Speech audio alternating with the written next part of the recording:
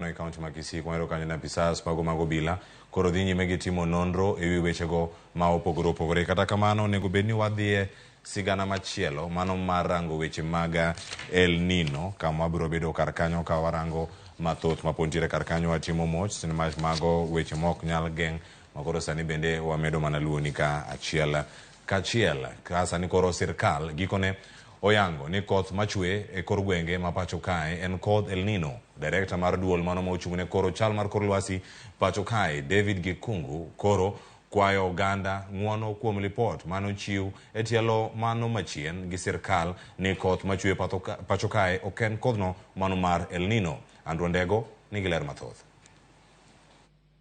Kuom jumbe manok mosekalo, koth mapek osebedo ka goyo thoth gwenge pacho ka. En koth ma osekelo achiedh nade kama oting'o nek, dar oganda, imo puothe kod ketho apeyni.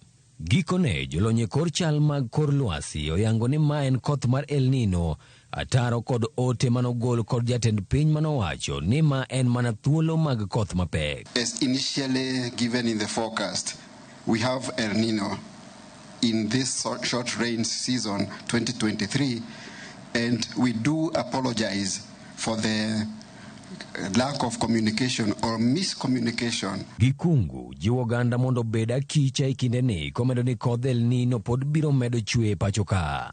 And moving forward, let's prepare ourselves for the enhanced rainfall as a result of the El Nino phenomenon that we are in.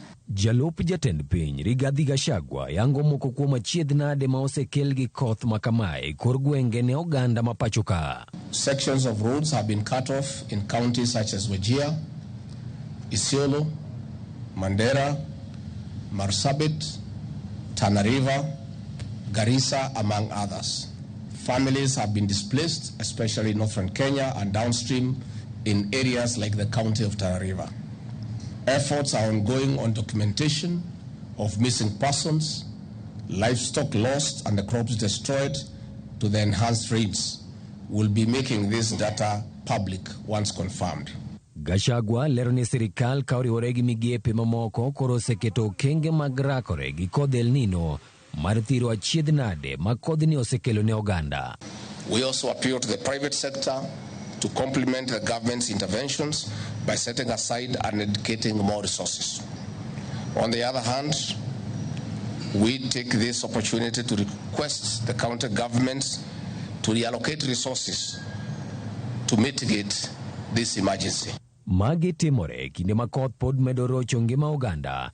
Maromo anyuola 3,207 koro koth mar oula mapek osedaro e miechegi e kinde ma familia moko 12,802 koro dwaro sire gwengego. The meager resources that we have, we need to share. We will avail a small emergency committee in the county. Communities there will not have the commodities that they need within their households, and also seeking how, by working with partners, of course with the county government, to see how these items can be provided.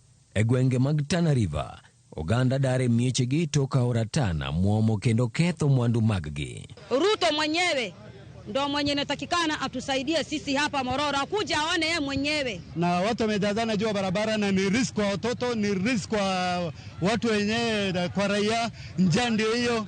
Jodak e alwora mar Trans Nzoia bende ikwayo mondo dar kaluwore ni aora Nzoia osepong' kendo nyalo kelo midhiero sa asaya. Andrew Ondego, Ramogi TV. Wameri mana bedo kiche kino konyo koro mogjoang kama chielo warango kanyo ni jodolo